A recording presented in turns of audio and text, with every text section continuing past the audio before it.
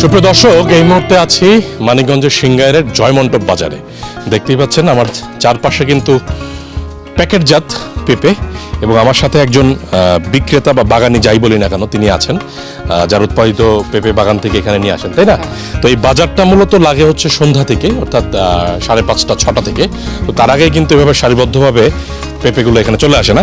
তো একটু বাজার দর সম্পর্কে বলেন তো, কাঁচা পেঁপে কি দামে বিক্রি হচ্ছে?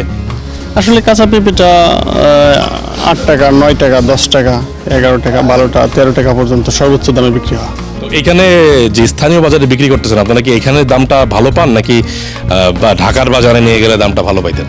আসলে বলতে গেলে আমরা এখানে তো অনেকে দেখেছে 8 বিঘা, 10 বিঘা, অনেকে 20 বিঘা, 30 বিঘা পেঁপে করে, তারা আসলে ঢাকাতে নিয়ে যায় সরাসরি।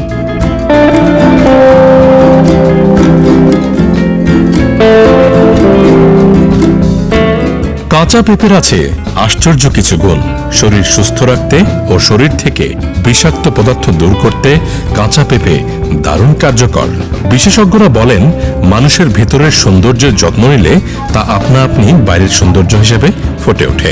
মানুষের শরীরের ভেতর থেকে পরিষ্কার করতে পারে এমনই এক দুর্দান্ত উপাদানই হচ্ছে কাঁচা পেঁপে।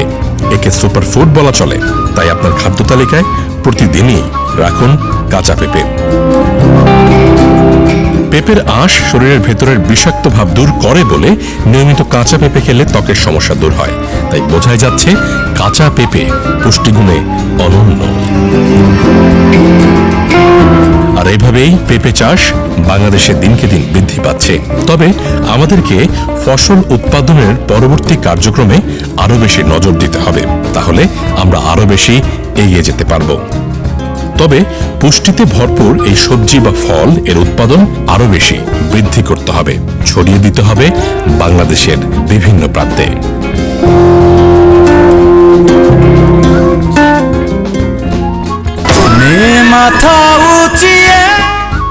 সুপ্রিয় দর্শক, আজ আমরা মাটি সুবাস অনুষ্ঠানের একেবারে শেষ প্রান্তে চলে এসেছি। আজকের পর্বে আপনাদেরকে নিয়ে এসেছিলাম মানিকগঞ্জের সিংগাইরে। আমরা চেষ্টা করেছি এখানে যারা কৃষক আছেন তাদের সাথে কথা বলতে, তারা কিভাবে পেঁপে চাষ করছেন এবং তারা কতটা লাভবান হচ্ছেন সে বিষয়গুলো জানতে চেষ্টা করেছি এবং আপনাদেরকে জানানোর চেষ্টা করেছি।